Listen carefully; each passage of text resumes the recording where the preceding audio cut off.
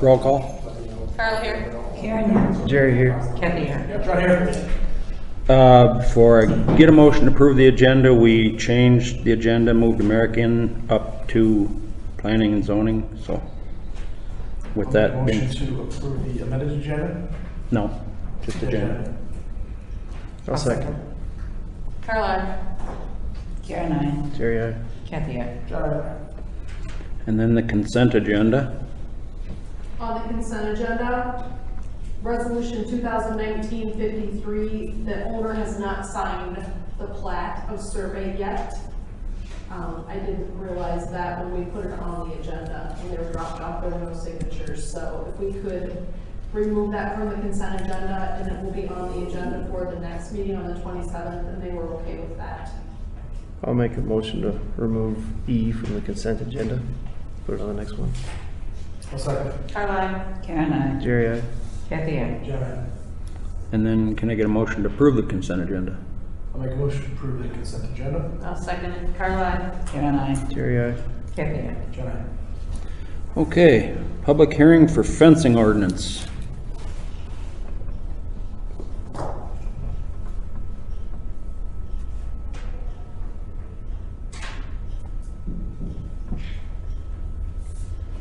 The notice was published in PH on this first. We'll open the public hearing.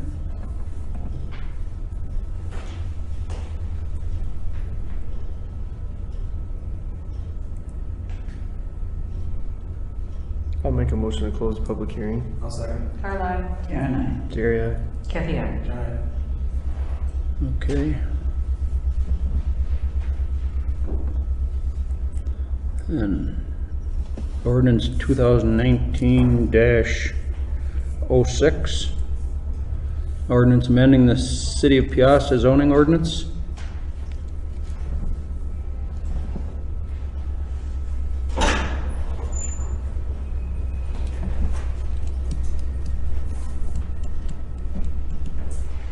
I'll make a motion for ordinance 2019-06, First reading. the first reading. I'll second. Carla. Karen I. Jerry, aye. Kathy here. Jenna. Can we waive the second and third? So choose. If you want to do that, somebody make a motion. I'll make a motion to waive the second and third reading. I'll second. Carla. Karen I. Jerry, aye. Kathy here. Jenna. Okay, And a motion to adopt. I'll make a motion to adopt for fence ordinance 2019-06. yep. I'll second. Carla. Karen I. Jerry, aye. Kathy here. Jenna. Okay. American. Mike Patel. Sir, something you wanted to tell us? Or? Just wanted to say thank you. Just got the hotel, I would say 2 weeks ago. Yeah. We have specific amount of money that we have set it aside to renovate the hotel. It is in good physical shape. What we knew ahead of time is the pool at the hotel is not running for the last 2 years. Our first goal is to have that pool up and running. Engineering report has been done and has been submitted with the health department. They will review it within a week, and then we already have the contract that will work per those report already lined up. So that's all good and everything. Right at the end of the building, there are 2 or 3 houses. That area during the nighttime stays really dark. I do know that we have a specific budget that we have set aside for the front end and the entrance end, where we can have all the light poles up and running. Right now, nothing is running. But I was wondering, since there is already 1 light pole, I believe city must be owning it. Just wanted to see if there is any other additional head on the top can be put where that area can be light up a little bit. I believe I talked a little bit about it maybe to you. I just wanted to show him some rough idea of what exactly we wanted to do. The budget that we have, it's our personal budget. We are still going through some finance options. But I was just wondering if it's possible where the city can take care of just that portion. Other we will take care of it, because of course it's before we bought the property, we knew that is something that we have to do right away. But that was the only concern that we had, if city can just take a look at that in consideration, just for the safety for the guests.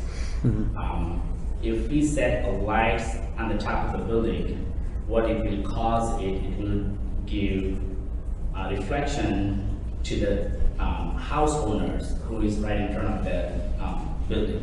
So instead of having those on the wall as a right on the wall, we were thinking about something can be put right on that pole, so that it's not disturbing people who live right next to our hotel. And again, that area during the nighttime you barely can see.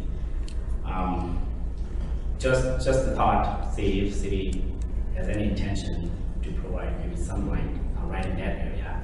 Front, back, and entrance will definitely make it light up within 2 weeks. And that's Okay. all. That's all in process as well. Okay. And other than that, as I said, I do appreciate any recommendation or suggestion that city council member or anyone from the city would have as far as improving their property.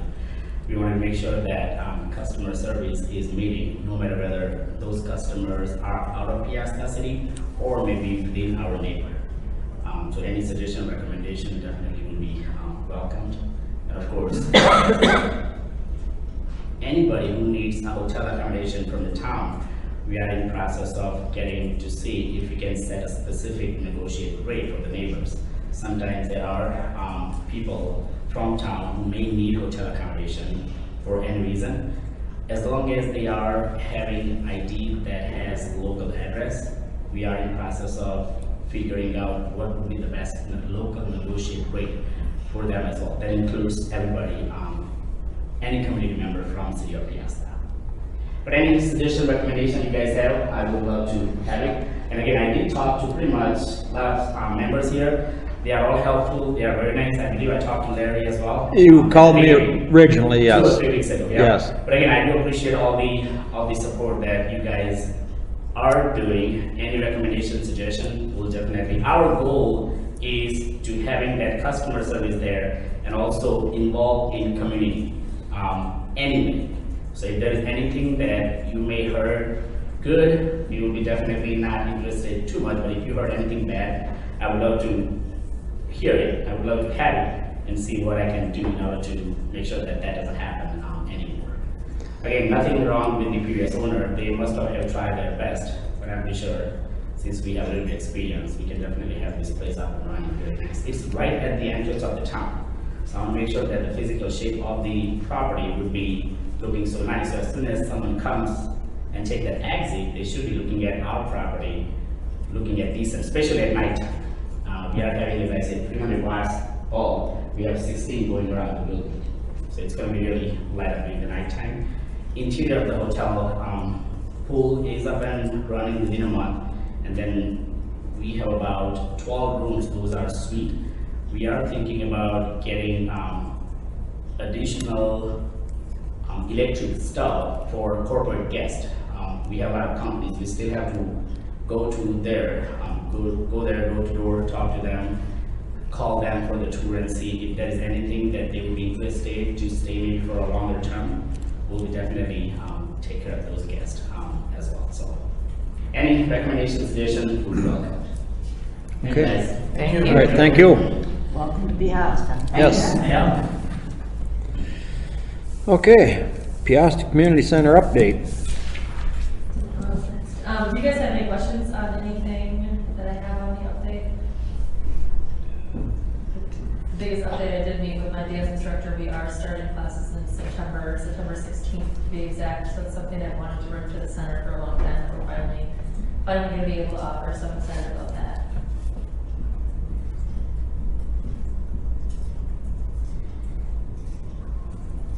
What are you doing around the That's flower all bed? yet. You still haven't decided on that? Between pavers or the solid cement is my two options. I do not know yet.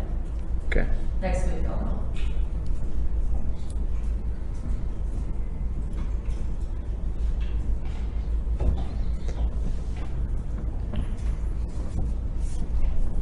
And the front entrance looks nice, the concrete. Dean did a nice job, Dean, and, I can't think how I well, whoever helped you. Just did a nice job on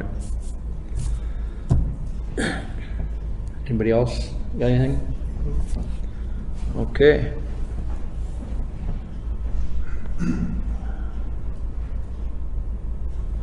Police monthly report.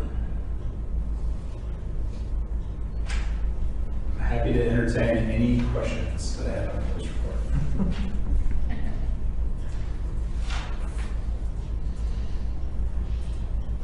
So those computers inside the vehicle, those are 5 years old? Yeah, approximately, just over 5 years now. So the issue with that is they're older, they're out of date. Like I said, they're Microsoft 7.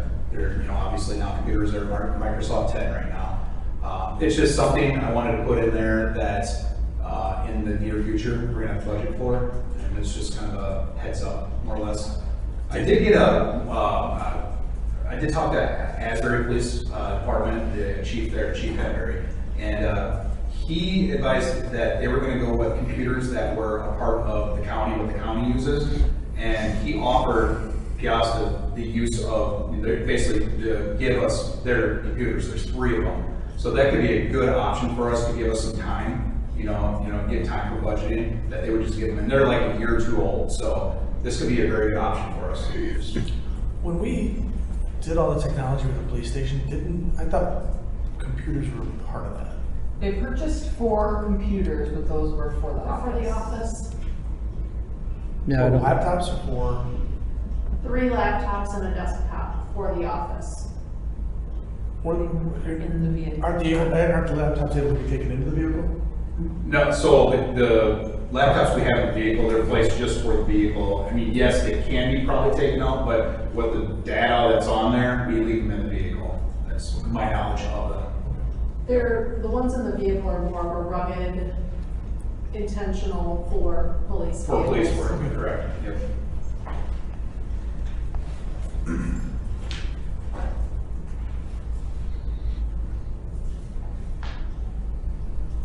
so everything's been going good for you? Yeah, it's been going great. It's been a very busy first week. Just trying to get everything in place, what I need to get done. Lots getting done just behind the scenes, but yeah, it's been a very good week. Good. The truck's working okay now? The truck is working okay, yep. So there were some issues with the siren box in there. For some reason, the siren box was not working, or part of that siren box was not working in there, which led to the lights not working. We took it into Raycom, and I believe the siren box, there was something along the lines that was not working properly, that was malfunctioning and everything else. So that got, we had to send it in to a company, and they fixed it, put it back in, and everything works fine now. Is there any warranty with that, or? There was no warranty just because it was over 5 years old. Okay. Yep, it was actually the old truck is when it was sold, so, or the old vehicle that replaced that truck.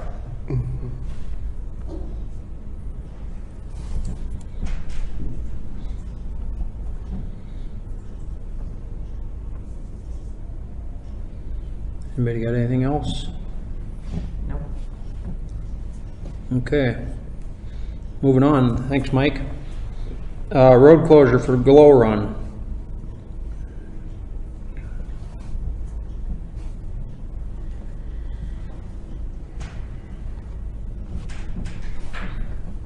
Same routes as last year, or last 2 years?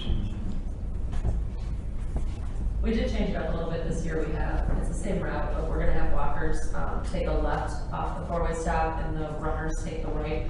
So essentially we're cutting off a mile and change, for the walkers to try to end it at the same time versus having to wait for those walkers. So we did change it up a little bit as far as that's concerned, but it's the same path otherwise. We need a motion to close the street, right? Yes. I'll make a motion to close the street for the mile run, 5K glow run. I'll second. Caroline. Karen, Jerry, Kathy, John, Okay, and then the parade road closure. And that's the same as last year too? It's a little bit different this year. Last year included Rin. What's that? Last year was the first year I think they included Rin, so it should be the same. But last year we started on Enterprise. Oh, so it's starting. It started like halving it this year. Up by Subway. And a motion for that? I'll make a motion to close the street for Peosta Parade. I'll second. Carly? Jerry, aye.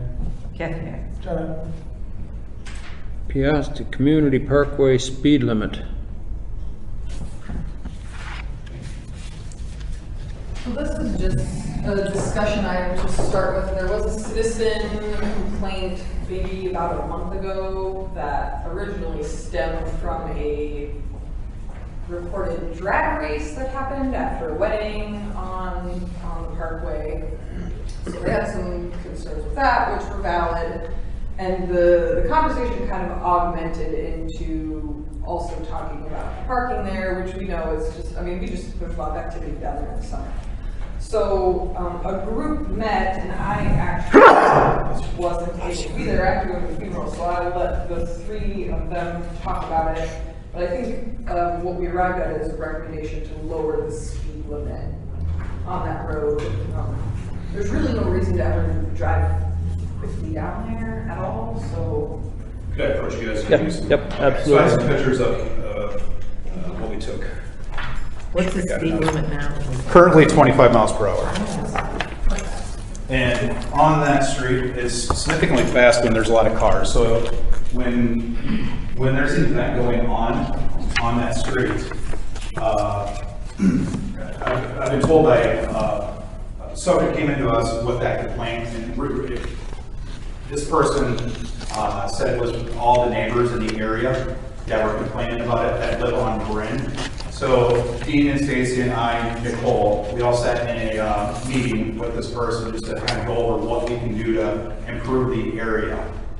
So, I mean, this overall, the pictures, the first one's just showing you the picture of the main street. And then obviously you can see what the second one is. So the second one's just basically the layout going south. Our suggestion, I guess, what we came up with during this meeting, you guys can share any time with this too, but what we were talking about was to lower the speed limit. And I guess my suggestion, as of right now, would be to, after looking at it throughout the week, is to lower it to 20 miles per hour to match what it is in front of the school, if you guys are okay with that. The reason I said it just matches what's with the school. It also came to us that, you know, we thought about lowering it to 15 miles per hour through there. And the problem with that right now is that's very low speed if there's no functions going on. You know, and my other issue with that is if you lower it to 15 miles per hour, which we could do, but if we do lower it to 15 miles per hour, the chances are a lot of these cars could go onto the next street, which is Bryn, and that's 25 through there because it's residential. And I have a feeling that a lot of people could go around that 15 mile per hour mark, go on a residential area and go, you know, obviously faster than 25 or faster to get down and around where they need to go. So I guess my recommendation would be 20 miles per hour for that area. And also, just so you know, in some of the pictures that you see, we did place, we did place the radar sign in that area right now. That is up and currently functioning, working there. And we're going to try to have that up and going, you know, if there's any major events. The problem with that is everybody wants it, so until we get more of them, what we're going to do is just place it there for, if we can, during certain events, and then we're going to place it in front of the school when school starts. So for the next week or so, it's going to be down there so people can see it. In the picture, you can see that, you know, where the 25 mile per hour sign is, and then just down from that is where the speed sign is. You can see it kind of in the picture there. It's just down from that. Does that capture any data? It does not, as far as I know. It's just that the sign is located down. We do have, in effect, I believe, a GTSD grant that we're going for another sign that I believe does catch that data, but I guess I'm not sure yet. I guess I haven't been told any, I think it does. So that could help them overall. Yeah, that'd be good just to see, you know, what. It's pretty familiar with, or it's pretty similar with what Asbury has, and there's as a slowdown portion The on thank the you. new sign that we were looking at getting. So those are just the options that we came up with during our talk with this concerned citizen. Lowering the speed limit, that's, you know, kind of a short-term fix. Lowering the speed limit, getting the slowdown, putting that sign up, and adding more signs, as in like, adding, there's not a speed sign going northbound, so add another speed sign down there possibly, or trying to figure out a place to do so. There was also talks on long-term of what we could do, and that was adding a crosswalk, sidewalks on the east side where the parking is, but that's long-term talking, you're talking money to spend in that. That's just a long-term solution. Right. So. And you also mentioned patrolling it. Yeah, and absolutely. Yeah. And I told our guys that they're going to step up, and when there's events going on, they're going to step up in that area, to hopefully deter that issue. So it's 25 now and they're speeding. You think lowering the speed is going to slow them down? Well, that's the goal, I'm hoping. Well, I know it's the right goal. now, I'm not speaking for all people, but some people, if their speed limit's 25, they'll go 30 and think they're okay with 5 over. If you lower it to 20, and see a lot of head shaking. But I think by lowering it down, that will help. It should help. I know it's just a sign and everything, but it should help that area. Well, I think with added patrols, there's certain people that use those fields that are used to not going 25. Right. So if you lower it to 20 and say at the end of a semi-pro game, have a squad car sitting there. Absolutely, right. And that's just part of the extra patrol in that area when those events are going on. Talk to our officers about that. Maybe get some more of these yellow signs that say kids or traffic. Right. I guess another option, what we could do is if you wanted to lower it to 15 for some reason, you could put a sign below it in yellow that says 15 miles per hour, during when an event is in session. You could do that, that'd be an ordinance, and then otherwise, if there's not an event, it goes to 20 or whatever, however you see fit. Okay. That's just an option, but I guess in my opinion, that'll confuse people, and I think you just need to keep it at one speed and go from there. Okay. If it doesn't work, we could use those pedestrian crossing signs at such an often events. Yeah, and it was brought also to our attention that possibly putting in, what do they want? Some speed bumps in there. And with Dean, talking to Dean about that, for snow removal, that just doesn't work. I think that's a long-term solution, that maybe in the, down the future, maybe it could be something we could talk about, but we don't believe that's the answer. Do you normally do that on a city street? That's normally on a private. Yeah, not normally. I said that was just somebody brought it up, that a possibility that we could do it. Last case scenario. Correct. It's just it's a busy road. When people get out of their cars, they go to their trunks and they cross the road. So I don't know if a crosswalk would even do any good, because people go across to get their trunk, put the bags in their trunk and just go right across the road. Yep. So again, that was a long-term solution, something, and maybe we'll just monitor it and see how it goes. If we can, lower the speed now, we have the radar sign up right now, and we can, kind of keep monitoring it until we come up with the next solution, and hopefully this will slow it down. So I noticed that a lot of people, when they come out of the ball game, whether it's a youth ball game, they'll walk on the inside of the vehicles, right, down to find their car, right, on the roadside. Yeah, the roadside. Do you think putting a sidewalk on the inside next to the fence would help get the citizens or get the residents off the street? Correct. We were talking about that also.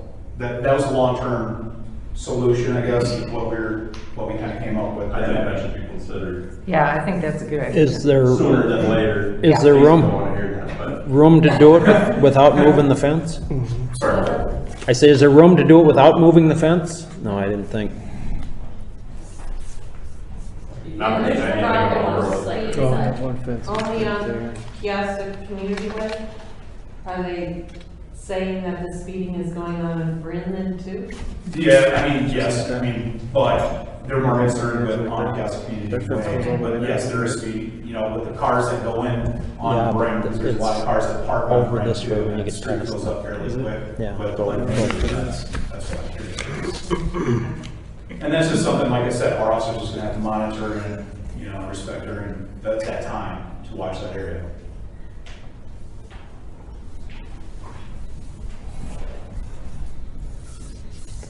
Okay, so So, do we want to make a motion to put up a 20-mile-an-hour sign? Well, it would be an ordinance. Yep. It would have to be. ordinance, Okay, yeah. all right.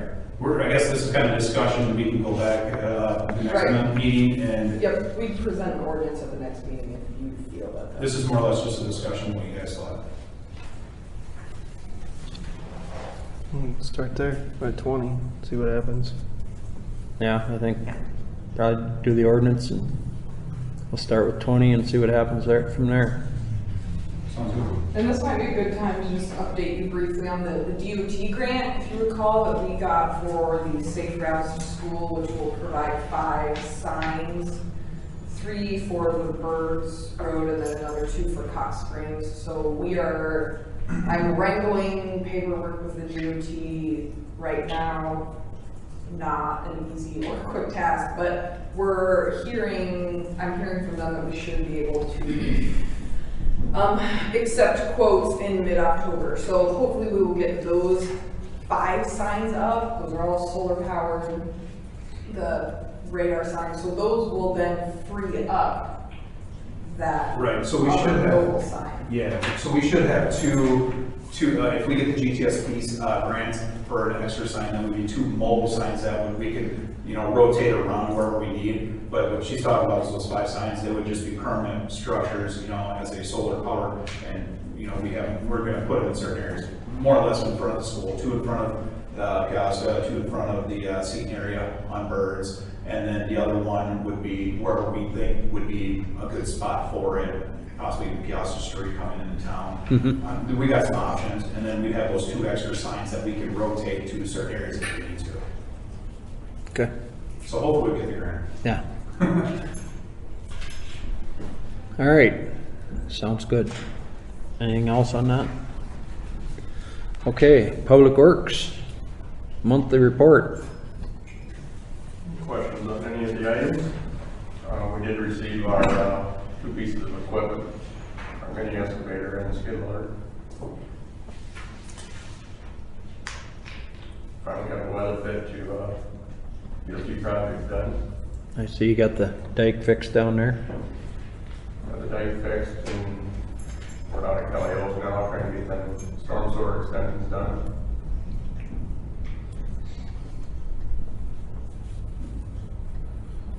Next week's the destruction of the fire station park. Cutting those off.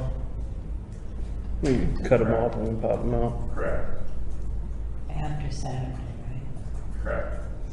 Monday, if anybody wants to post that, but Monday is. School will start in June. No, school starts the 23rd. Installation is scheduled for the 26th. Yes. Yeah, that's pretty, I mean, we got the time about as tight as we can get it, so that's, Monday it will be shut down. Did we find somebody to take the old swing set, or? Yeah, Alters are looking forward to the metal and, the landfill looking forward to having the, Plastic. plastic as far as the seats. and stuff. Okay. That's probably the safest thing.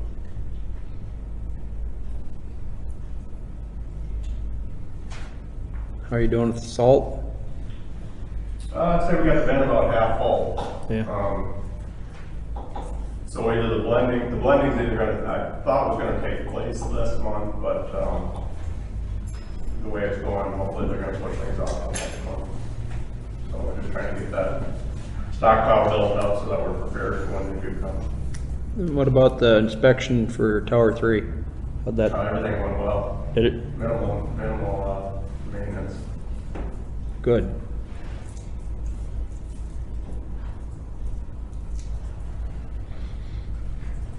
and schedule, Tower 2 is scheduled for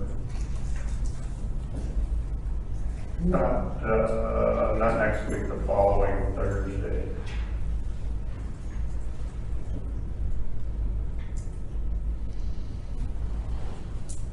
Yeah, the week before Labor Day.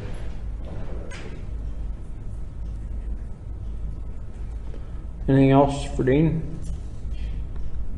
You got anything else for us, Dean? I don't believe so. Okay. All right. What about Camp Drive? Camp Drive, I have been trying to get contact with Craig Kleesner, Kleesner Construction. He is not very good at responding. He's telling me he's showing up and he is not. But we're gonna try the rubberized crack fillers. Maybe take some of that edge off a little bit on a few of those saw joints, just to see if that would be an option. Smooth it up a little bit. Yeah. Appreciate it. But like I say, he's not, his response time is not very prompt. Well, his construction season's starting to come to an end, and probably a lot of his work's going back to school, so, That very well could be. you know, college kids going back to work and whatnot. Yeah. I told him numerous times that we wanted it before this council meeting, but, that obviously did not happen.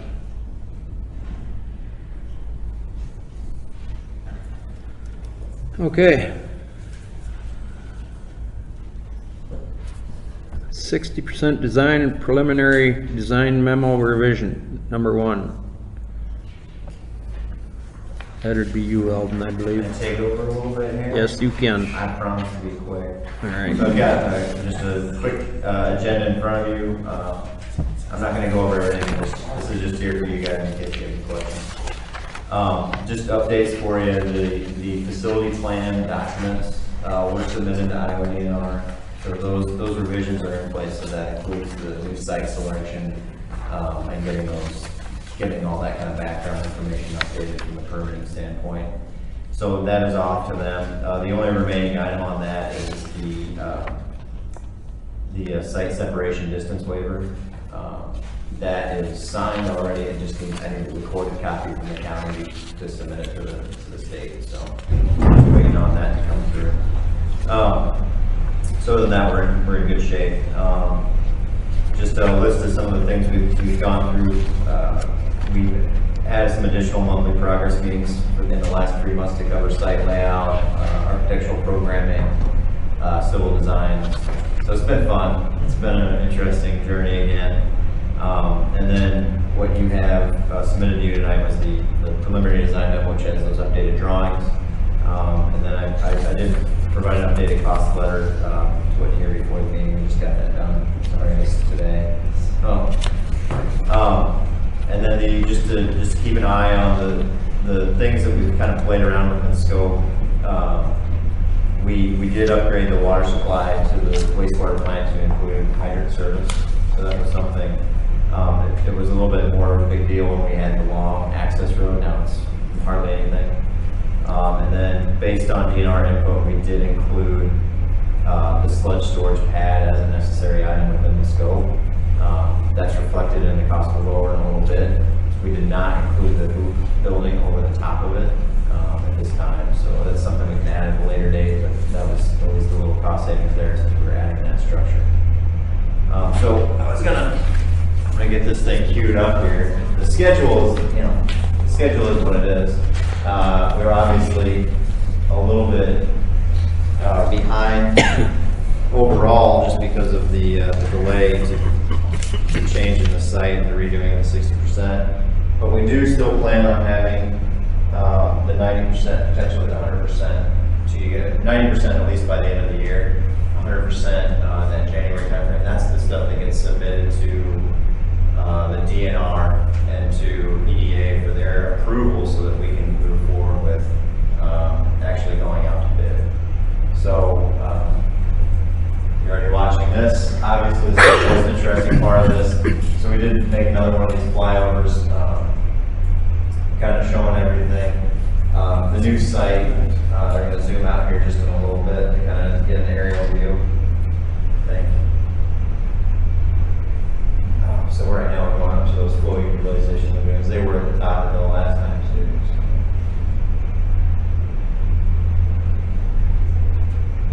You kind of see our other site was off to the right before, and you can see where the existing lagoons are, where we're at. All of it right here. So what you can see is the new industrial drive that comes along here. Got that modeled in, and it comes to that Hammerhead intersection. And your footage right here in the background. But we're coming down this little slope, and the first thing you'll come into is that kind of parking area. And then you'll just see a complex of buildings there. The one furthest to the right here would be the preliminary treatment building, but that's where that screening and grill is going to be. Right next to it is a structure at grade, that's the inflow pump station. And then this large long building, that's your admin building, that's going to be the control building where the offices are, the garage, some chemical storage, electrical, the main kind of administrative portions of the process. And then we have another small building. So it's taller, but it's much smaller right here. That's where the solid state watering press is going to be. And this is actually a drive-through type garage that's extended off of that, where you can put a tandem axle truck through and load out that dewatering material into the bed of a roll-off dumpster or whatever you have to have on the back. So a little bit tighter in terms of how it was set up previously, but still the basic same structures and buildings that were there before. We actually did combine one building, so we're one less building on there. So I have this video and a couple of like still shots for you that I've given to Whitney. So if you guys want to take this home or look at it and use those still shots for anything, feel free.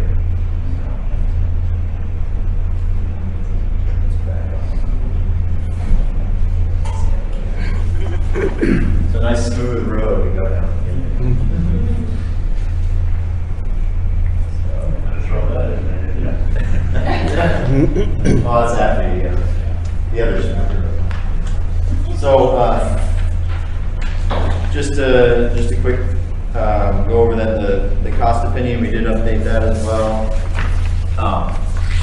So the total construction costs that we're looking at for the estimate are the 7.4.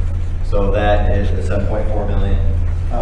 That is basically in line with what we had adjusted after the last one. You know, we came down and found some cost saving measures to work through. It's still in line with what we had found last time, and that is after adding that additional structure. So that was nearly 100,000, and taking into account some of the other savings that we were having throughout. So I feel pretty confident that that number is going to be competitive once we get there, but it's in line with everything we were thinking from the standpoint of that May meeting where we came back and updated that number for you. What were we at before? So the first estimate was 7.9. Oh.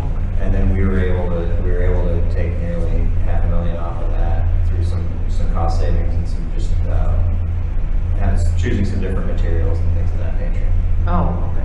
It didn't have anything to do with the change of location. So the change in location, the construction cost change was only going to, the construction cost estimate of changes that we went through was only going to save like 50,000 as a net for the construction. And we've been able to work out a lot more than that. But one of the things that we had taken out, like we weren't going to pave everything. Now stuff still is paved. Okay. So you still get the paving, but we're still at the same price that we were getting. And I guess you were talking about what material you were going to use on the buildings. You didn't want to cheap. Yeah, exactly. So we did go through in one of our monthly progress meetings. We did some selections of like windows, what we're going to have for doors. We went through all that effort again and made sure that we understood what we needed and what we wanted, and we have that. That's all recorded in the memo that you have. But we're not, skimping on the quality of the materials. We're just making sure that we have what we need.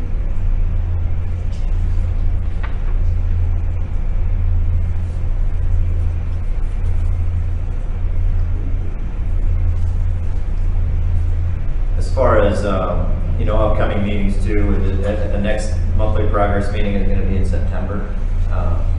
We're gonna be discussing just the power, supply, electrical power and utilities for this area. And then that following one, we'll be covering demolition and sludge removal. That was another thing that I probably should have brought up in the cost opinion.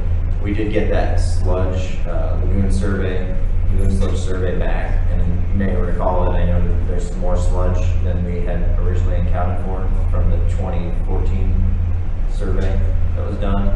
And so that actually was one of those things that bumped that number back up, because we had actually gotten more savings, but I had to bump that number up almost another 100,000 to cover so that additional volume. So that's something I'm hoping to get some better, a better feel for some alternatives. I'm looking into those right now since the lieutenant is president there. We're looking over some different options, and I've been contacting some other contractors, so hopefully we'll find a more feasible solution than just taking it to a landfill. But other than that, that's my spiel. Do we have a lot of metals in there? It's above the limit for where we can land apply it. Okay. But there are some ways that the DNR has approved for mixing that material with other materials, and it still costs money to mix that other material in. It's just that it allows us to get under those limits effectively.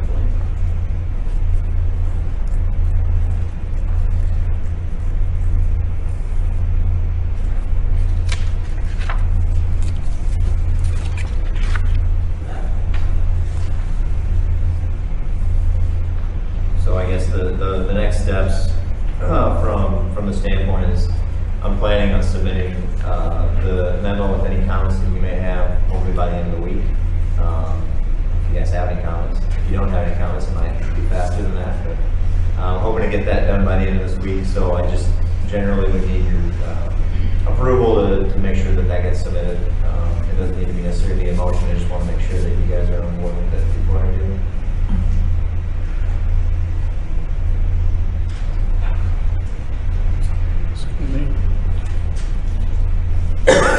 Everybody all right with that? Okay, so, yeah. All right, thank you. You bet. Thank you. Okay. Said we could need a motion, but can we get one? Motion to approve the preliminary design number revision 1 contract drawings. I'll make a motion to approve design 1 revision of the 60% design. I'll second. Earl, aye. Karen, aye. Oh, Jerry, Kathy, aye. no backwards, but That's right. Okay, Industrial Drive grading and storm 2019 project, Horsfield Construction, Incorporated contract payment number 1.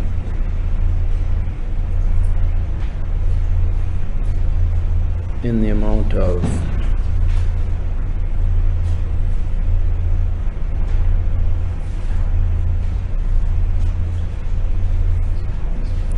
$123,463, is that right? And 49 cents.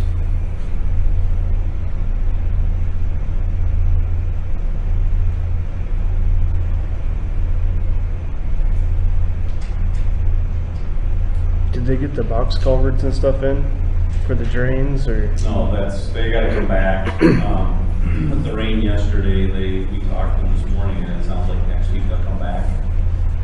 Put the catch basins, the boxes in, and then they still have to put the drain tile in. So that'll be hopefully next week if it's dry enough for them to come in. And then that's just about it. Jim, one thing I got a question on is the overage on pounds on the fittings. Yeah. That's the negotiated, you put it in that pounds for those extensions for the hydrants. My question is, who negotiated it?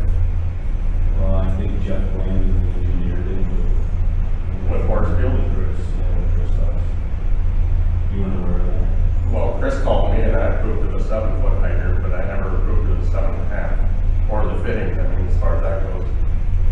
Because the hydrant would have been way cheaper than the pounds on the extension. Immensely. And all I knew is that that was what Jeff had negotiated with Chris. I didn't know about the hydrant links or the very depth was cheaper.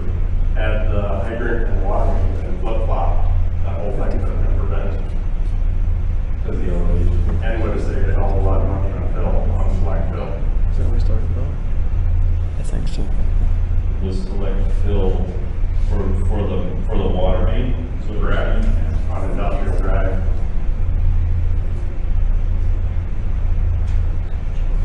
Because right now we're right up against back curve.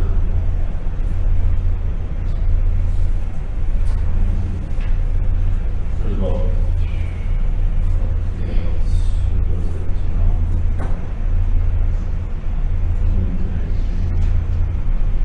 And actually the hydrants would have been right next to the curve, 2 foot off the curve, so 6.5 foot hydrant would have worked, Nobody talked to, when you saw that, or was Steve Briscoe out there to talk to him about that, or did he not talk to him?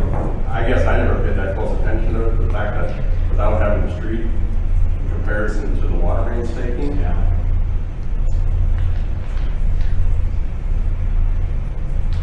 Is it gonna work that way? I guess that's the biggest question I would have. It's gonna work, but it's a big expense as far as the extension. I think I mean, it'd been more acceptable had it been the opposite way around, because now if there's ever a water main issue, it's right underneath the curve, so therefore it calls for a removal of the curve. and I know that the poundage difference, what did that amount to?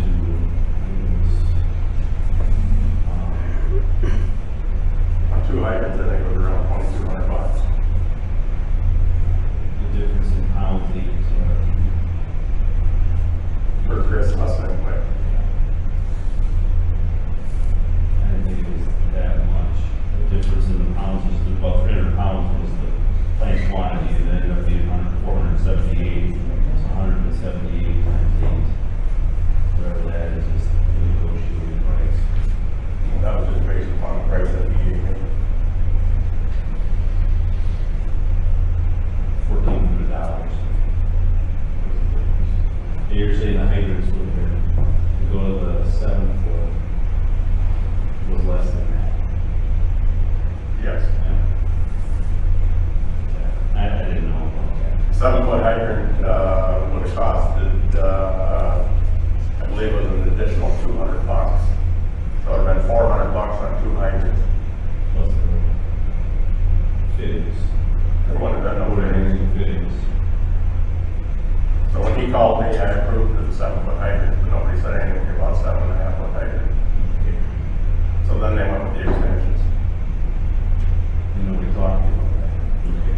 Whose job is this to know about this stuff? I mean, Well, what we've got, we have an engineer that did this project in the office. And so the contractor was talking to him, and there was an issue in the elevation difference where the hydrant was gonna go. And so to compensate for that elevation difference, Dean was looking at a deeper, or instead of a 6.5 or 7 foot bury, 7.5 would have been, right? Is what he said. So they went with an extension, which just isn't a new hydrant. It's an extension onto the bend that comes around to raise it up.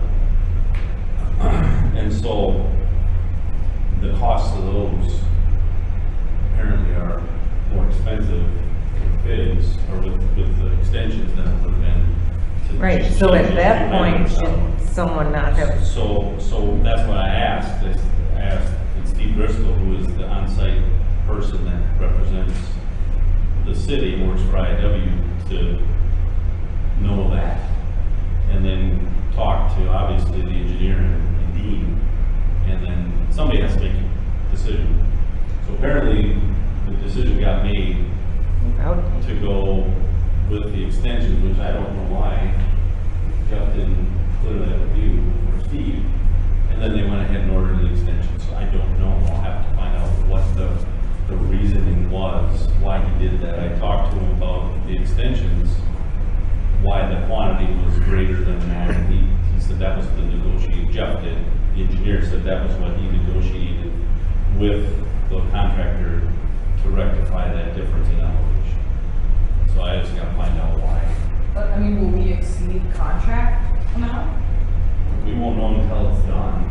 We're But gonna do we what's can't, called a right? final. I mean, It's a quantity that they put in there. oh, whatever, so that's why they. It's a fit, it's an extension.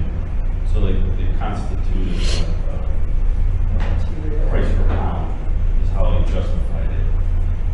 Whether or not at the end we do a final change order, and that final change order will, you know, if there's any underages, less than quantities, kind of like we did on Tennis Lane. If you remember, we had some that were over and some that were under, and in the end it ended up being 50-some thousand under the contract amount when it was all said and done.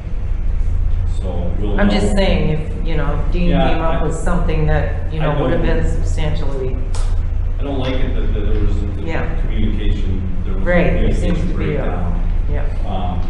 So I gotta ask that question why. Mhm. Because I would have been under the impression that he would have known that and would have been the one that would have, he had something else that he wanted there. If it was a better idea. If it wasn't, then we would probably try to talk him out of it. But if it was a better idea, then we should have went with that. Right. So.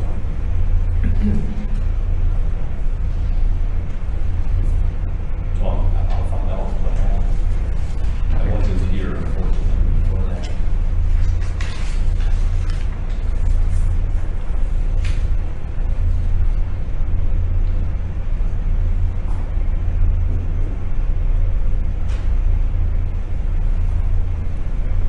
Anything else?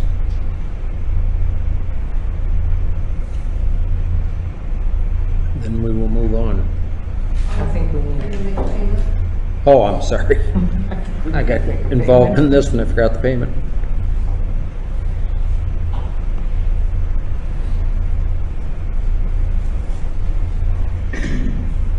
So somebody want to make a motion to make payment?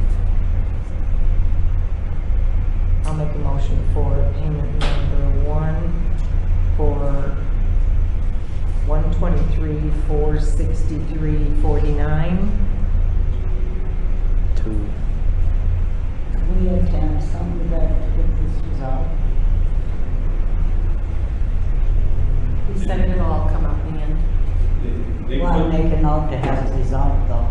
I'm sorry. As we make the payment, we want to have a note to make sure that this gets resolved, so. It's been installed already, so what Well, I I'll do mean, is the ask the question. situation resolved. Yeah, I'll ask the question as to why it didn't get cleared.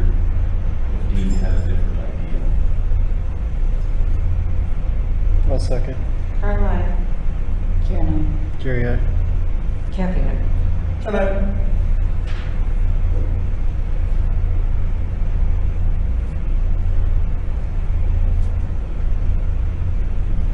Okay.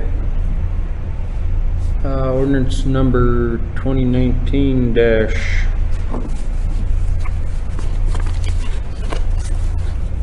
This item is just to set a public hearing for the sewer rate, which is not required by the code, but we think it would be a good idea to offer the public a chance to come in if they have questions. We want to make sure we answer those. So we'd like to set a public hearing for the next meeting, which is when we would also hold the first reading of the ordinance. So the letter to residents and with the frequently asked questions on the back, that will get mailed out this week after your action on this item. We will also send a letter to business and commercial customers and will issue that press release. So in conjunction with all that, we're gonna have,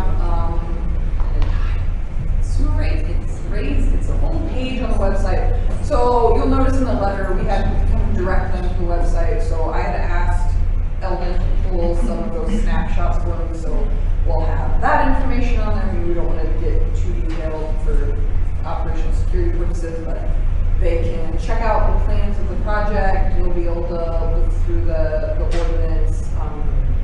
We'll have as much information, those FAQs on there. We've talked about it quite a bit as a staff, so we're kind of doing a little bit of pre-training on just how we want to manage those calls. So, there are some rate increases that can fly under the radar. This is not going to be one of those. So we need to just get out in front of it and share the information as clearly and in a concise manner. So if you have any feedback to that plan, now is your chance, because we're certainly open. I mean, you guys are more familiar with this community than I am, so I try to, we'll certainly utilize social media really as soon as those letters, we want to kind of time it so when those letters are hitting mailboxes, then we will be sharing information on Facebook. And I'm going to try to get the Google Analytics in place so we can kind of monitor that page and see how much traffic it's getting, but I'm sure you guys will all be getting lots of traffic on your cell phones, but I mean, it's good information for you guys to have to when you get to, jumped at lunch or at the grocery store. So, I mean, I'm sure there are going to be a lot of questions. It's not. The first question was, when it's paid for, do the rates still keep going up? Yep, so once the bond is retired, we certainly won't have to collect any money to pay for that bond. The SRF loans are 20 years, you don't have a choice in that.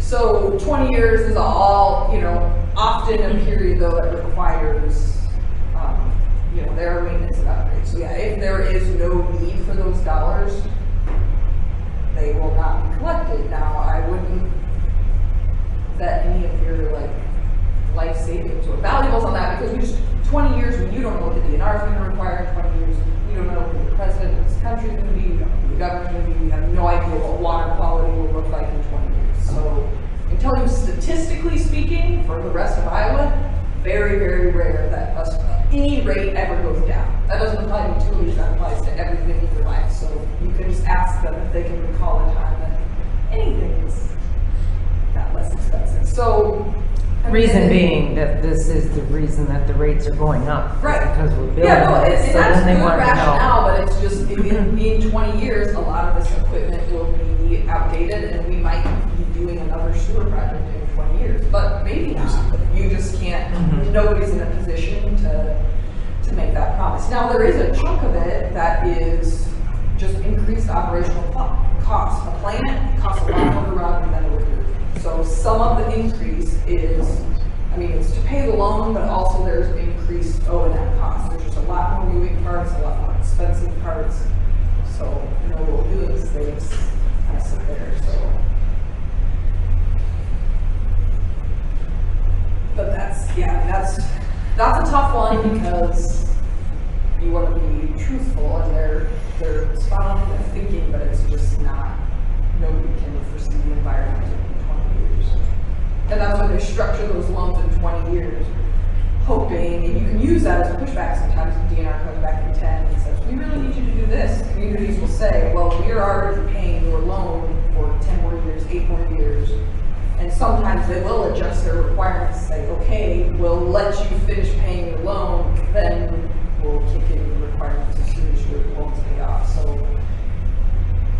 the loan is structured to last the life of your system, not really a whole lot longer than that. It's like the darn cell phone you get for 2 years. At 23 months, they break. Yeah, but you can tell them that's the intent, but realistically speaking, there will be needs that we can't foresee, so we will have to address those, but we're certainly not going to take the money and just sit on it, but there's no other city funds that can contribute towards this, like the franchise fees or... You're legally not restricted from doing that, but you are required to price your utility so that it supports itself. That's what the auditors come in and check for every year, that you're charging enough to support your utility and pay your bond. If we choose to tank rates, we will get a comment on the audit that you don't have a self-sustaining. Gotcha. That you don't have a self-sustaining utility. So that's where the covenants and the bond reserves are required. Like we have to have 1 point, for a certain type of loan, your operations have to yield 1.1, times your payments. So there's different, for every revenue bonds are different than geo bonds, which are different than TIF bonds, but every bond has a reserve requirement. So, and that's what we pay our friendly neighborhood auditors to come in and report on every year. And often if you have like a USDA loan, an elderly drink product, they'll take charge of your rate. They'll tell you pretty much, we'll give you this much money for a grant, you're going to take this much for a loan, and you will charge this.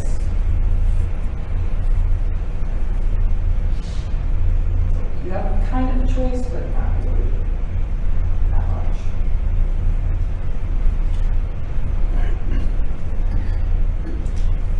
So should we make a motion to set a public hearing? Yes. Make a motion to set a public hearing for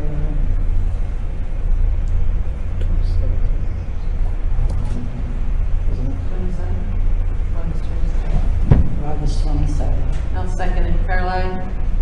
Karen, aye. Jerry, aye. Kathy, aye. Okay. Cap drive streetlight reimbursement.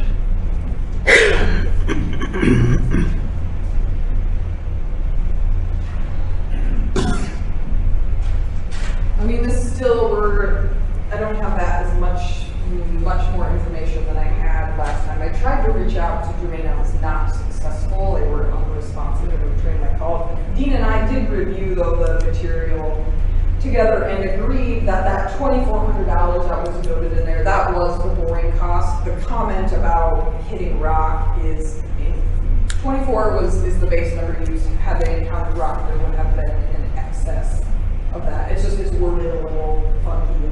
So we thought it was that if they hit rock, but instead it was. Yes, because they said the whole thing about rock, and then it says 2,400 was used in this quote. Well, when we backed out the numbers and looked through that, they really should have, that whole 2,400 number should have been like the first thing listed. So there wasn't any extra charge for their, like I mentioned in my notes, they also installed the flashing light, which was another separate project that they haven't approached the city about. So, it's really up to you guys to determine what you think the city's investment should be that improve the safety on that portion of Cap Drive.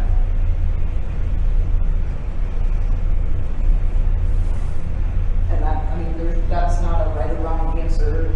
It certainly is good, and I appreciate the fact that they were willing to take some initiative. We of course would like in the future to work together on these projects from the beginning, but I know they also mentioned that they were would like to see we didn't have as much police patrol as we have had over the last year or so that have impacted speeds on Cap. We just weren't able to, there wasn't much patrol on Cap. So, and that's nobody's fault. It was just manpower hours where there were less hours to spread around. So, it's all good stuff. Safe workers are hard to come by now. So, safe worker is a good thing. But they didn't break it down anymore to say that it was just the one light, right? They're still. Well, yeah, between Karen and Dean, they're able to, because I asked them, when I couldn't get a hold of Germany, and I'm sure they have little to no, sent them to call me back. I'm not sure whether or not, but I haven't been able to get a hold of them. But they know what our lights and poles and heads cost. So, what did you, a head's a couple $100? Had about $700 a pole, about $300. I thought the total of the two came up to like $2,200 for that. I don't remember. I know those poles are expensive. then have we paid for the next one that comes along and asks for it? No, I mean, this is related to Cap Drive. I mean, that's how I think, that's how, this pole is helped safety on Cap Drive. That's one way to think about it. You don't have to, but I mean, that's how Premier is presenting it. And that's how, one way to look at it was that the lighting, because they had a near miss, they did have an employee that was almost hit on the crosswalk. So the lighting on Cap Drive, early mornings, dusk is not sufficient. So that's where the foundation for this project. Did you say it's $2,200 or whatever for a light? Light and What pole. did you, the light and the pole, so why are we paying $5,000?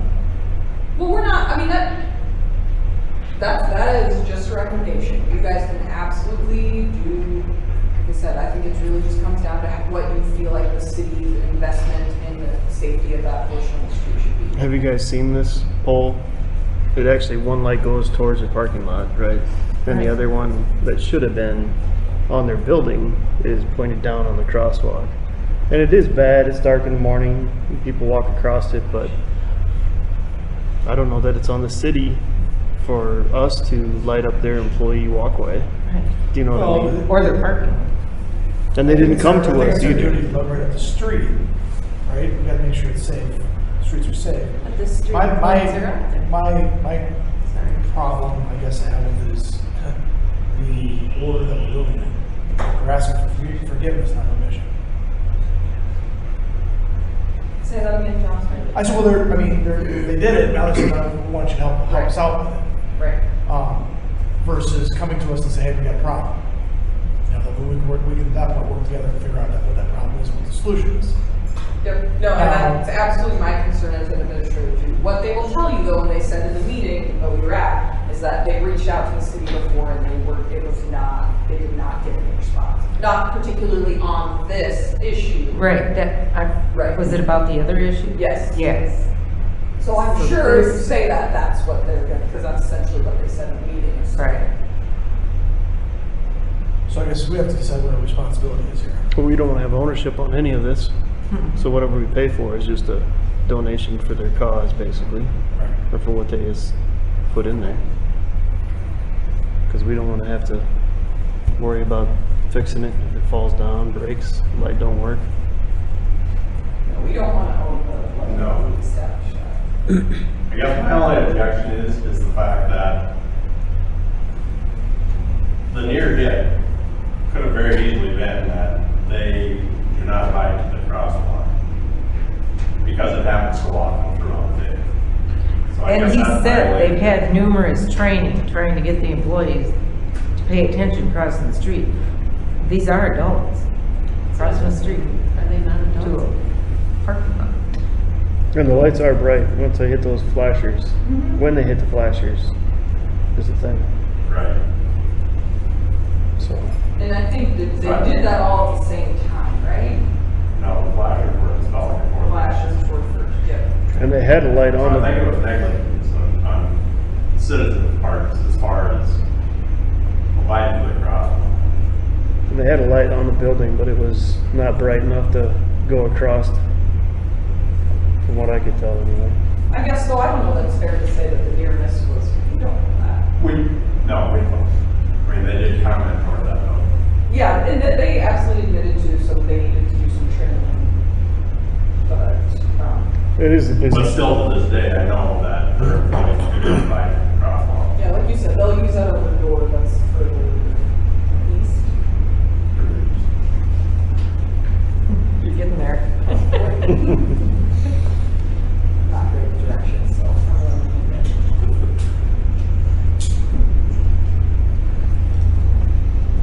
So what do you want to do with it? Split it with them, pay the whole works, pay none of it?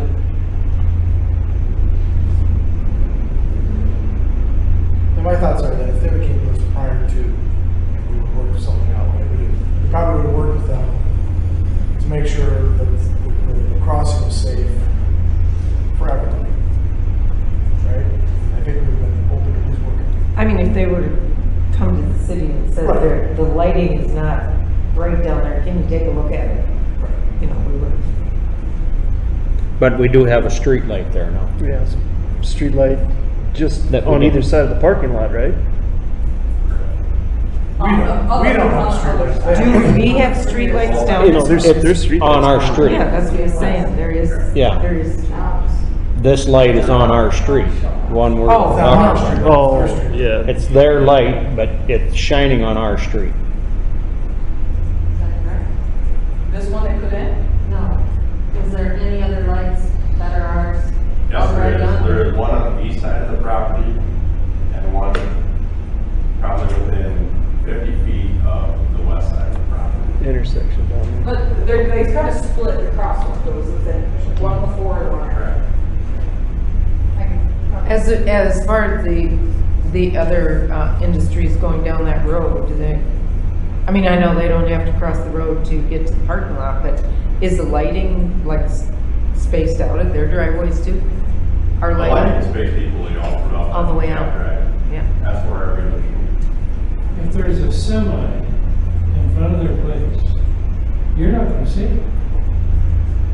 You're just not gonna see it.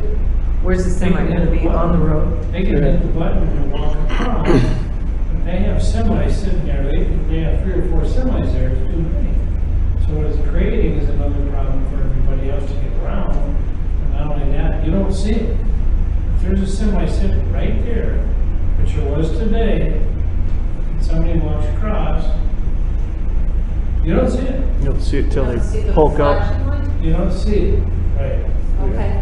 Because they actually park on both sides there. Well, that seems like a different I issue. know, like that, A yeah. semi parked on the road seems like. a Well, different no, issue they're, than the they're light. off the road.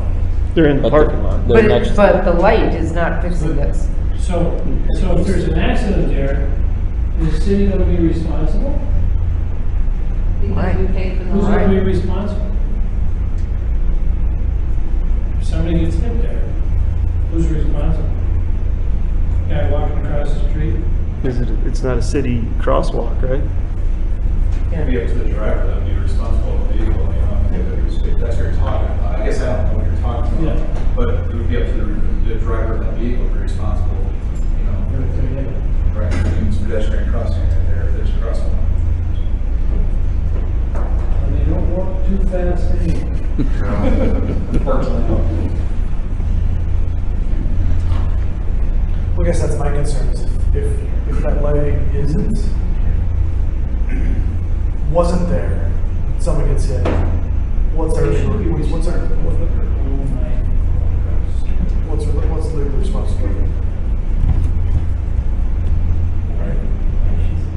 And the way it was brought to our attention after the fact, I'm not a big fan of that. and we still haven't got the total bill broken out like we asked, so. We're just, I mean, it'd be a total donation to the safety of the intersection, and I don't know, that's something we need to start doing.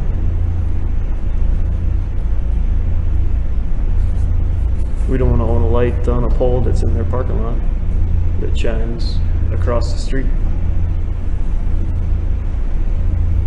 I guess I think of it like this, and then I'll be quiet, it's not my decision. If a business that employed 120, had 120 jobs, said, if you'd like to come to town, the only building is building X, and the parking lot is over here, we would like the city to provide additional lighting, so our employees can be safe, I feel like you guys would consider it.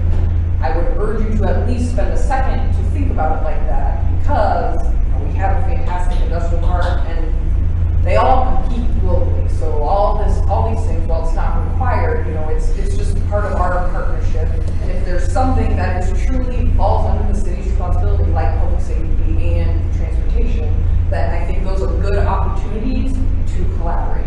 Now, again, how and to the amount that we do that, I don't think is important. I think it's more about The gesture. right, the city can collaborate more with the industrial park, knowing that they're all in a highly competitive business. They could be doing business anywhere. We provide things to each other, and so I think that comes from, you know, that's more of an economic development decision. But I think when you're able to attach that to something that also positively affects safety, think what we're saying is, like you said, if they'd come to the city, then we would have worked together, like the hotel. Right, Yeah. absolutely, yeah, I mean, that's how it. And the truck issue that AJ's talking about, this isn't gonna fix that at all. No, that's a Plus, separate. there are No, very- he's talking about the flashing lights. When there's trucks sitting there, you can't see the flashing lights. Okay. You're not gonna see it because the road is so rough, you're jumping across the road. You just don't have a chance. Isn't that a lot parking zone? They can't park on the shoulder of the street, can they? They're not in the shelter, but they're backed in. They're right? backed They're into located the on dock. No, they They're going along the road too, and yes, they are back Yeah, in too okay. also. Yep. Waiting to back in. There's so many semis there and there at one time, they can't handle it. Yeah. So they need to, But that's not a nighttime light problem. We're discussing the night light problem. Right, but as That's what the we're days saying. get, as the daylight gets shorter. True, you're correct. I do recall, I think it was Dick Hafer, condo meeting, was one of us, and said he's gotta do something about the lighting down there because I almost hit somebody. And this was a night, this was second shift. And I don't think he works for Green, I think he works up above. He does. Yeah. I think it scared him enough that he came to the council, and it's not, so somebody did come to the council. So what actions or what non-actions did you do? I think what happened there was, I think that Jim Easter just went ahead and did it rather than take the chance. But now we have a different He person in did charge. put a light on the building at that time. Is the one, when Dick Hafer complained about it. That's when he put the light on the building shining out there. And that didn't. But that wasn't sufficient enough to light that So I don't intersection. recall hearing anything about it after that. The only real solution to that is they build a bridge across.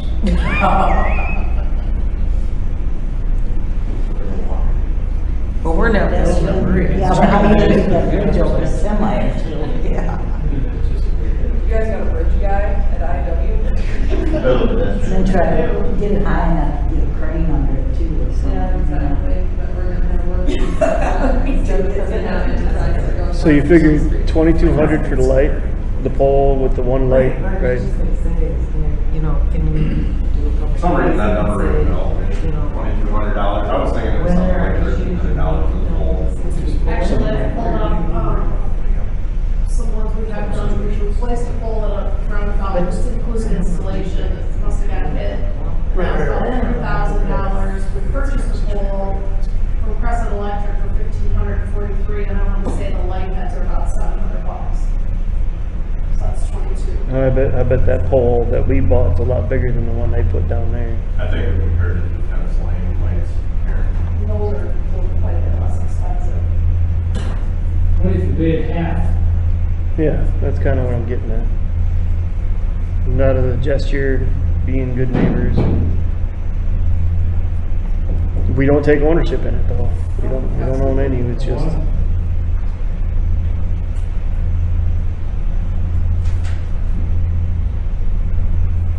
So, How much of a half do you want? So you go straight 2,500?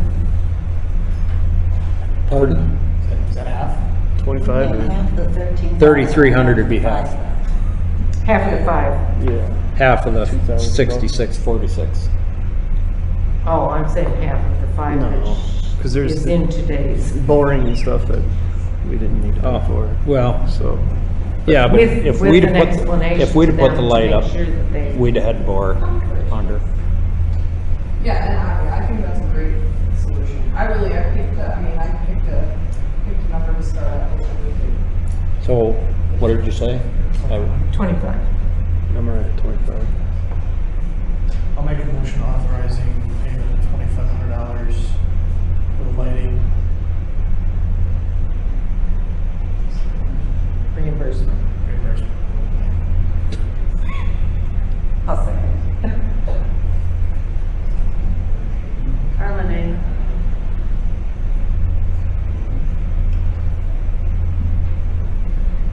Aye. Karen, aye. Jerry, Kathy, aye. Aye.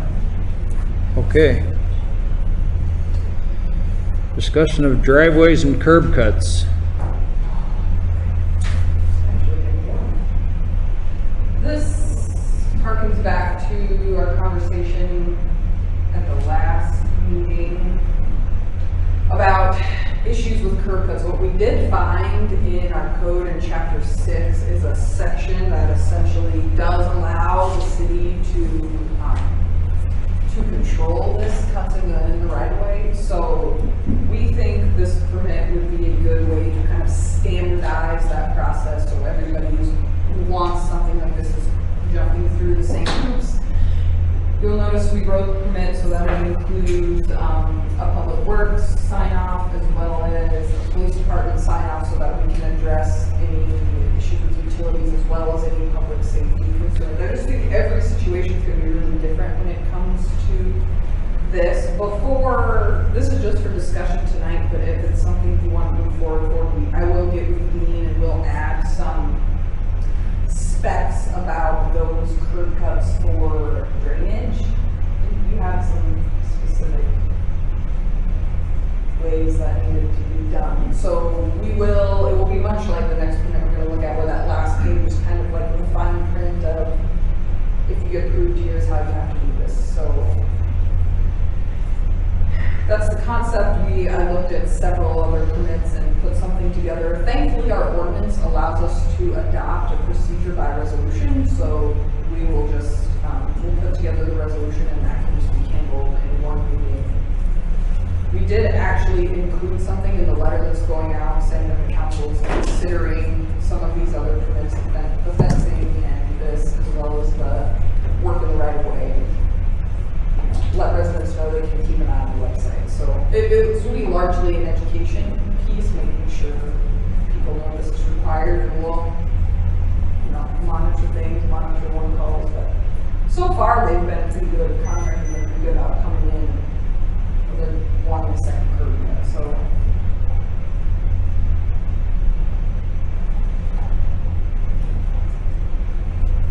So this would come in front of the council. These would. I think it's something good to have. Mm-hmm. Yeah, good to add. Yeah, I'd say go with it. Okay, we will bring a resolution to the next. Okay. Right-of-way permit review. I feel like I should just let you talk about this, Karen. But this is something I've been working with Karen on. She has expressed concerns previously about us, just the boring that's pretty much going on constantly. As far as that's concerned, it's really just a way to capture their name and contact information. These would not be approval. I mean, these won't come from the council, so it will exist. The process would stay the same other than the addition of this permit, but you'll see that last page of stipulations. It just really outlines the things they need to be doing, which they're already required to do. It doesn't change what they're required to do, but it's formalizing that and kind of inserting the city. Right now we're not necessarily regulating them, overseeing them, and we're sometimes having any contact with them at all. Sometimes if we put one call in, it happens, we aren't really involved at all. So, I mean, there is a fee associated that's really marginal. It was something that was already included in our ordinance. So that's not really the driver. We're not going to make any money on this at all. Yeah, probably lose money with Kelly's time and our time tracking this down. But I do think that it's a good way to, or if you want to start keeping track of this stuff, this is how we need to do it. Again, this will be an education time period here where we're trying to get a hold of contractors. And the issue with this stuff is it's usually like a sub of a sub of a sub of a contractor. So you're tracking people down, which is why there's a place for the contact that's different than the general or different than the permit holders. So Would this give us the routes through town? Where they're going, where they're going? yeah, this requires drawings and sketches and footages because the fee is based on ground footage. So this would cover the boring, but it also covers like an open excavation if someone's doing that. I think we do need to adopt this, but I think we should raise that rate to at least cover Kelly's time. Then you're gonna have to change the ordinance, We do? because it's in the ordinance that it's $15. Which we can do, or we can change the ordinance. Well, I don't know why we should lose money on it, is what I'm saying. I'm not necessarily saying we should get rich on it, but I don't think we should lose money on it. Yeah, and it will just depend, a lot of like the smaller ones won't be, but then I mean, some of the larger projects, so it's, $15 for 100 linear feet. So some of these projects are big walkers, and those people are generally more adept at filling out these permits, because in large cities, this is what you have to do. Mm-hmm. Do we know what other cities charge? Nobody else in Butte County does it except for the city of Butte. What's the big charge? I have no idea. It is a logistic nightmare. I'm sure Butte has several people, that's all they do. Yeah, and even if they don't, the bigger cities have a lot of other charges attached, like if it requires closure of a street, there's another fee. If it requires this or that. Cedar Rapids, I believe, has a mandatory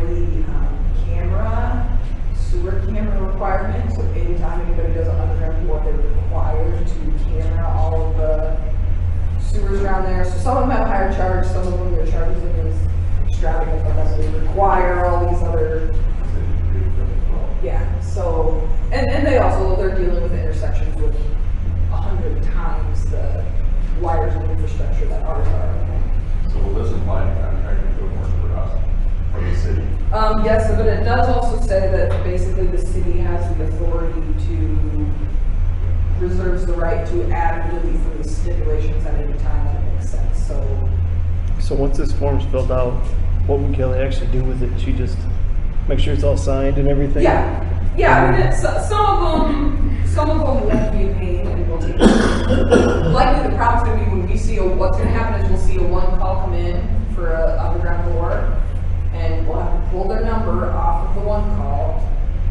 Kelly or Karen or Sean or somebody will call them and say, hey, we just passed this resolution, you now have to have it.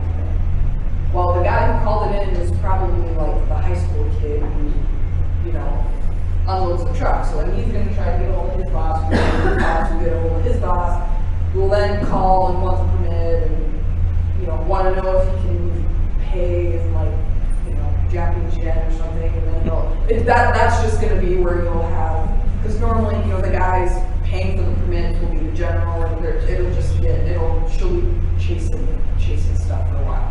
And maybe not, sometimes she might call and they'll say, great, drop by the check. It's just hard to know. The big ones are going to be easier than the small ones. The little ones are going to. The Mid-Americans, they know what to do. They do this all the time. It'll be the smaller. I don't know who those smaller subs are. Do 15 now and see what it's like. I would say let's just leave it as is, and then let's see how it works. Yeah. Yeah, It we can do becomes that. We can try to put some tracking in. too much work. If It becomes too much. Then we can address the fee. Yeah.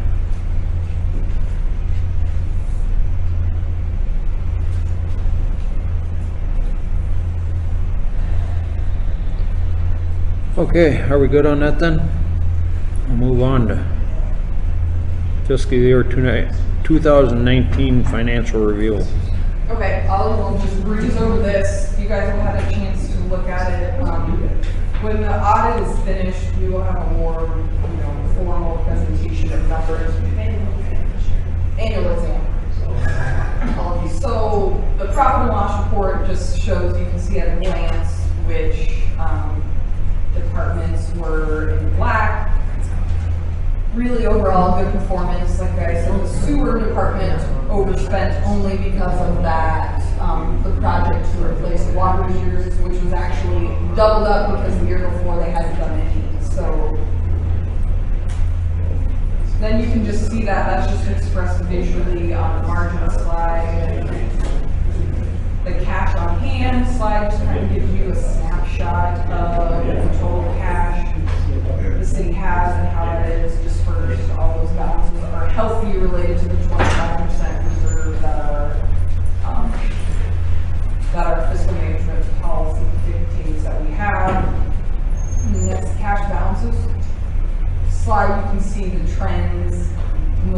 them are,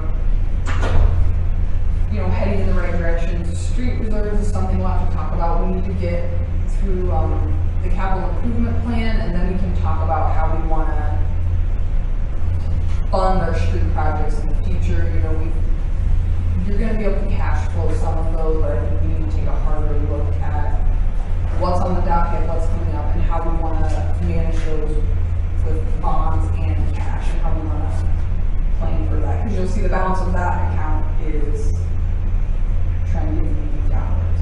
Interest revenue I just included because with our issuance of a bank RFP, I think that's something we may be able to, well, on one hand, we don't control what interest rates are, so they've been good, so revenue's up. But we also really don't use many kind of, I don't want to say creative, but you know, we don't use a lot of, CDs. Right.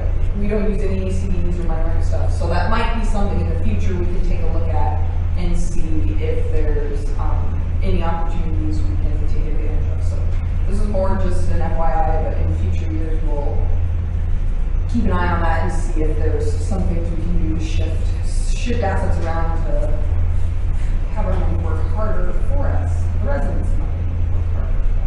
So that is it. Are there any questions? The local option sales tax?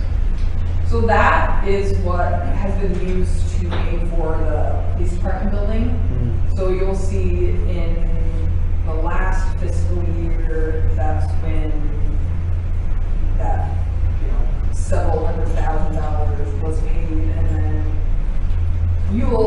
that will continue to be a slim account until that project's paid off. We have 3 more years of making that $100,000 payment to finish off the building. So that's what turned that upside down.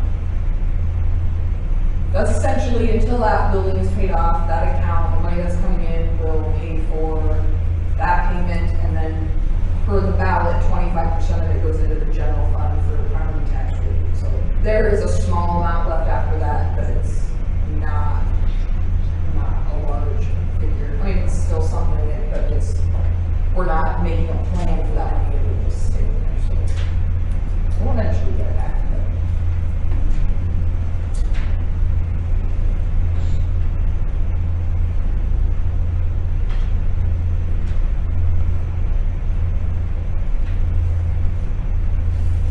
Good. Goal setting prioritization. Very excited about this. You know, it's the end debrief. So you all indicated your priorities on the Google form. So I really just want to go over pages 11 and 12, which show page 11 shows the votes that were received, and then page 12, I split those into top priority, high priority, other priority. So this is over a 24-month period. I mean, it's a very healthy, aggressive agenda, but I think I prefer to work that way. I mean, I just know we're shooting for the stars, but I think, you know, we have a phenomenal staff, and I think it's at least reasonable to know that we will have completed or made a very serious headway on these projects by the end of the 24-month period. So what I really want to know from you, though, is if there are any, this is your plan, so you absolutely have the ability to say, I'd like to bump this down, I'd like to move this around, although really, as a staff, we're going to be addressing all of these.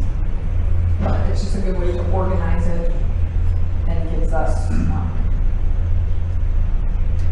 us our directives for what is important to you. What I heard from several of you was what my personal feelings were, is that really you could have, your roads are interchangeable. It's not like this is all stuff that needs to be done. So I think John said his could have just as easily been the other 6, and he would have felt as good about those being priorities. I think we all feel that they're all important. And you saw that because the votes were really spread out. And you didn't really have a lot of like lone items. I mean, there was a lot of stuff with 2 votes. So, and that's why I actually wasn't going to vote, and normally administrators don't, but the ones that are asterisk are what I voted for. I might pull those out. The only reason I did is because when I first looked at it, there was like so many with like just 2 rows. Like it almost was hard that we didn't have any separation. Nothing was kind of coming to the top. So you can see, I mean, you just do math, the ones that. But I absolutely feel the same way. I mean, I am equally pretty much invested in everything on here and believe that it's all important to the city. So I kind of like the way you did it, just bold out the top, and then all the other things can still stay on the list, like you said. Just yeah, it absolutely is a really valid list. And Well, we could be working on the top priorities, but still be checking things off on the high and the other priorities. Oh, too. yeah. yeah, and really what I actually got some good advice from someone on why I put this little cost impact square on is they advised that once we got done with this, that we kind of looked at it in terms of cost impact, and if there are things that are low cost, high impact, that's maybe a good place to kind of focus your attention. If there's some low hanging fruit, some easy things that aren't going to cost a huge dollar amount, that's maybe where to focus your attention. And yeah, we'll just, let's pull this out in January when we're talking about where we should spend that extra $100,000, and we'll kind of try to pull this back out. Okay, I think there was kind of some agreement that this was a weakness, that's why this was important. So this isn't really doesn't constitute any kind of decision making, more or less some consensus as to what's important to the city. I hope you guys feel good about it, because I really like it. Kind of a roadmap. Yeah.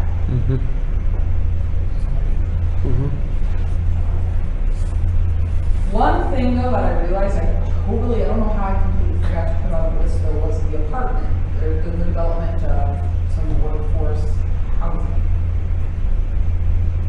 I kind of feel like that should be, how do you guys feel about that as a priority, even if it's just that other priority? I completely forgot to put it on the You list. didn't put that in there with the, Well, wasn't there something with once the I realized it school? wasn't on there, I put it on there, but I think almost everybody had already noted it. I was out to the industrial park last week and talking to some of the business leaders.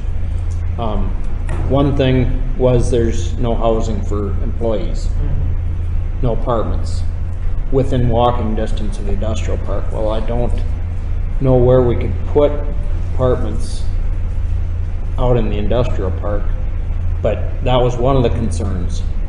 It's interesting. I was at a flight to Cleveland for work, and I just happened to sit next to a state representative who we were talking about certain aspects of Peosta versus Dubuque, and I was explaining that a lot of the industrial park out here is looking for good help. I can't find enough good help. She was explaining to me that there is some sections of Dubuque that has high unemployment, and I said, well, we had that last back and forth, they just weren't using it. Her kind of comment was more along the lines of daycare, because if you've got a third shift job out here, there's not a lot of daycares. If you're a single mother, single father, that has a third shift daycare. And I don't know if that's obviously another solution we can necessarily fix. But that's also the problem with transportation too, is the third shift, because RTA didn't run out here at night to bring employees out here. So I asked her to just brainstorm with people that she has, and then reach out to me if she's got any suggestions or ideas that we can work with the industrial park too. And I think GDC and NICC are good partners for that, because they have launched that daycare program.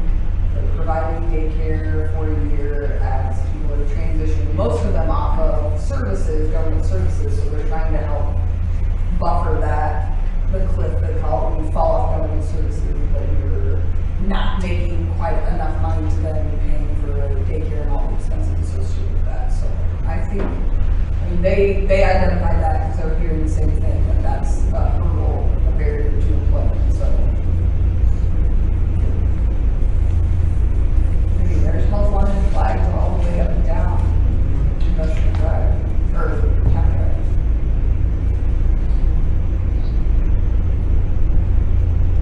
And then I also heard about the street from one of the other,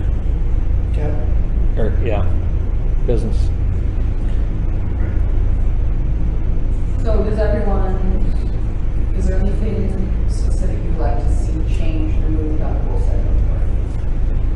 I would like to see any project have a cost estimate attached to it, and where those funds are coming from. Any project that we start on, I would like to see the financing explained before we even start the project. Yep.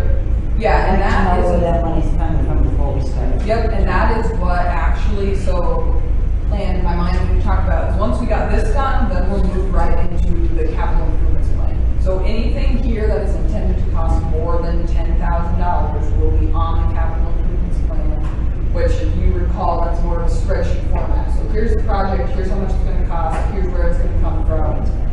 Yeah, yeah, so that's, because some of these things aren't, like 5-year staffing plan, that's not a capital improvements project. So some of these things won't be on there, but all of the big ticket items will be. So this was step 1, capital improvement plan is step 2. Yeah, and this isn't gonna be, I mean, this doesn't mean that we just take off and leave the council in the dust. I mean, everything will proceed exactly how it has, but it will just help as we're thinking about budgeting and staffing and it helps the staff know, and you guys know in relationship to each other, what's important. You know, that first item being getting as many votes as it did, I mean, that's perfect. That tells us how aggressive we need to be in pursuing that. That is a priority for everyone here. So when it comes down to that or something else, we know this is more important.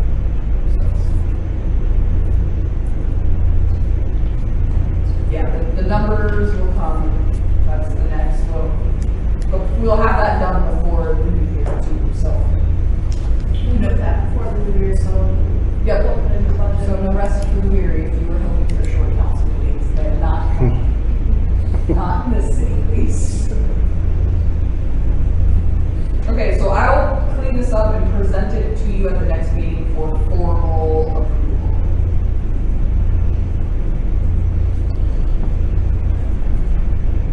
Okay, then I talked to you about this corner lot up here, Whitney. Mm-hmm. Yeah.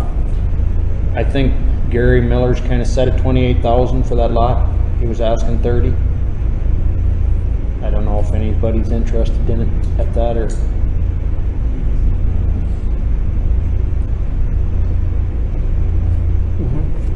Green space. Green space. Yeah. I think it's better to spend that now than a lot more later if somebody puts something on it. We're gonna need that corner, no doubt about it. Yeah, and I don't think 28,000 is unreasonable. I mean, it is big enough for a house if you face it the other way and come in off of. Takes so long if they don't want to be ours. Yeah.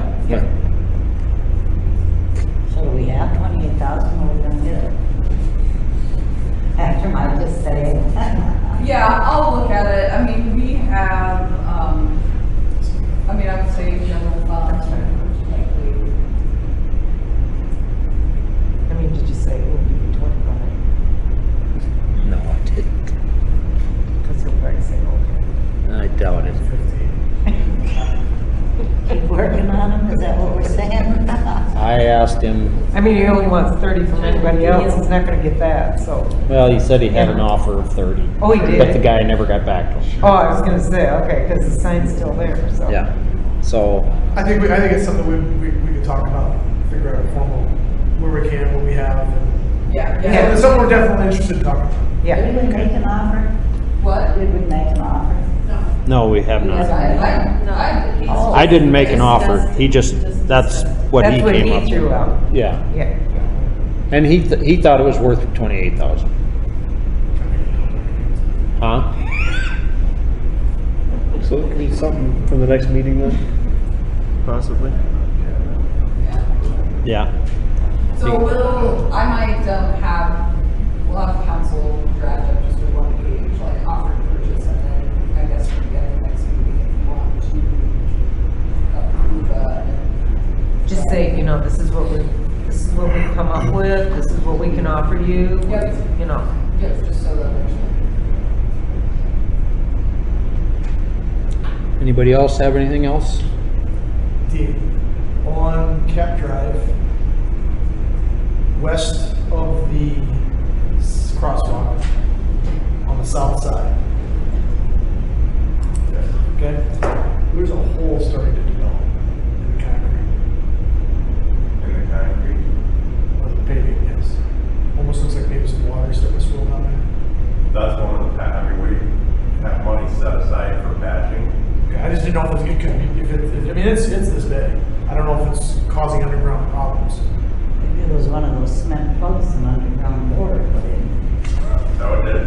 No, I don't think, it looks like it, I didn't see it. looks like something that was punctured. Should take Mike's cheap bat and put it on Karen, let me go down there before I know. Or the underground is more. I'll take a look at it tomorrow. I wonder if a chunk, I wonder if it was battered up pretty bad down there, I wonder if a chunk can It almost looks like it's almost collapsing a little bit. There's another one too up in Royal Oaks by the cemetery before you turn on the top road there. You probably run over it every day. Right at the corner. Yeah, the thing, you patched it multiple times, that stupid thing just That's where keeps they went going. through with the orange main, sewer main that got tied into 4th edition. Yeah. From what part? It's just it's like a little 6-8 inch circle. Right. That They just poured keeps through over dropping. to, let's see, they were probably locating the water main. It's Maybe probably that directional drill. 3 or 4 inches dropped down now, so the heat dropped her. So are the sewers being jetted? Is that what Chrissy's in town for, or? Yes. Okay. Anything Like, else? we'll do all of them. He is not capable of getting in backyards.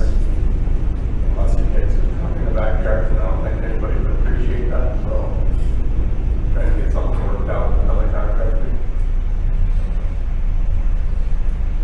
Anything else? Yes. Go ahead.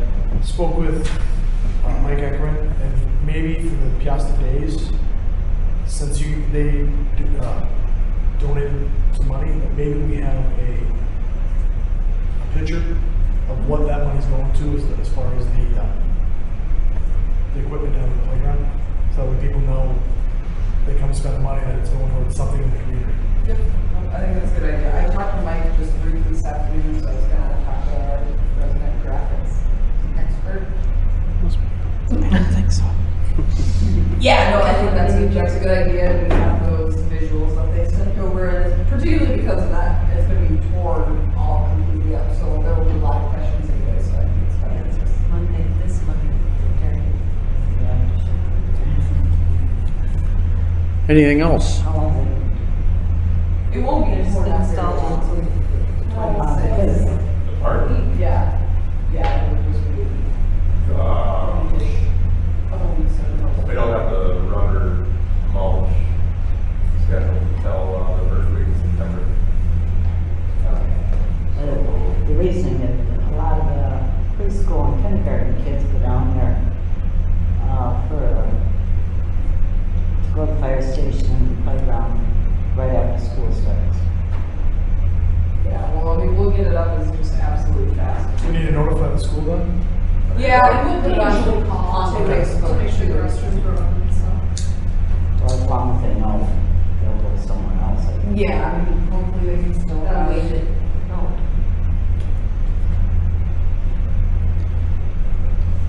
Anything else? Citizen comment. Did you want to introduce your new marketing manager? Is that legal? Yeah, absolutely. You can say whatever you want now. This is our new market manager. Not afraid to let him introduce himself. It's Todd Larkins. My wife is from the Dyersville area, so we're kind of familiar with this area. We're gonna rent a place in Dyersville to start now, save some money, and then we plan to move into town here in the next year or so, hopefully. I've got, like I said, I'm married. I've got 3 kids, a 3-year-old, a 2-year-old, and a 3-month-old. So, yeah, busy. So yeah, we're happy to be here. So you get plenty of sleep, huh? I am now. That's a vacation for you. Yeah. Welcome to Peosta. Yeah, thanks. Yeah. Any other comments? No? All right. Motion to adjourn? A second. Caroline? Caroline. Jerry. Kathy, We're adjourned.